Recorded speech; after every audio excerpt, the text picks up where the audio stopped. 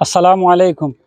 আমি লাগা এলাকার মানুষ, কিন্তু তারা এই যে এলাকা তাই যেগুলা শুনলাম আমি, আর ওয়ার্ড তো গীতা এখান তো আর হলে কইছেন তাই আমরা ইউনিয়নের মেম্বার নিয়ে আসলাম।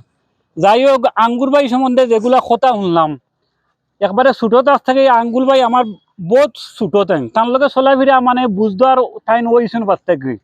আঙ্গুর ভাই এই সমস্ত যে মানুষ টাইম এখান তো এলাকার মানুষ বালা জানেন, এরপরে আমরা লোকে চলাফেরা এমন কোনো টান কোনো রেগেট নাই যে টাইম মদ গাঞ্জা খাইন।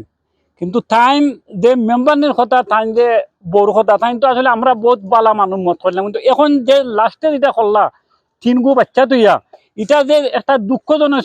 মানুষের সংসার তো আগ্নির মাঝে ফরিয়া বাচ্চাইন্তর বাসায় বহুত হাজার হাজার মানুষের সংসার করে না হইতে পারে না সইতে পারে, এটা আমার নিজের চকুর দেখা।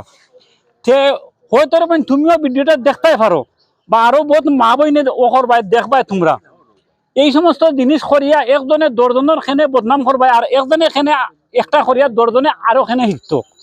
এই জিনিস আমরা একটা শিক্ষা নেওয়ার ও আছে। আর এই যে তুমি তিনগু বাচ্চারা তো এথিম বানাইয়া গেলাই, এরা জিন্দা থাকতে এথিম। আর তুমিও যদি একটা অপবাদ তুলছো বিচারার আর্থিক হিসাবে, এরপরে টাকা পয়সা সোনা গয়না এটা হলতা কিছু আমরা জানি, ওই যে তুমি হলতা লইয়া গিয়াতে বিচারের উঠে আরবার যে উল্টা ইনজাম লাগারায়, এটা হয়তো তুমি জানো না। তোমার তো লেখাপড়া বহুতই আমরা শুনছি যে আছে, বা তোমারে বহুত মায়া আমি করতাম। আমি সব সময় কোনো সময় যাইতাম, চা পান খাইতাম, আঙ্গুর বেয়ে কইতে পারবা।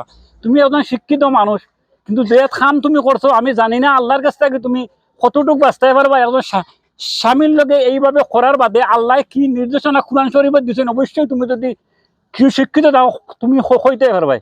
বিচারের স্বামী হিসাবে তুমি যেখানে করছো আল্লাহর কাছ থেকে তুমি বাঁচতে পারবা করি, এটা আমার মনে হয় না। আর দ্বিতীয় নম্বর হইলো যে তুমি বিচারার যে সায় সম্পত্তিটা লইয়া গেছো, গিয়া ওখানে আরো উল্টা বিচারার উপরে কেস মামলা করডা, এটা আসলে বইন বলা নাই। তুমি যেটা করছো এটা তো করি লইছো, আর বিচারে তুমি এগুলা করিও না।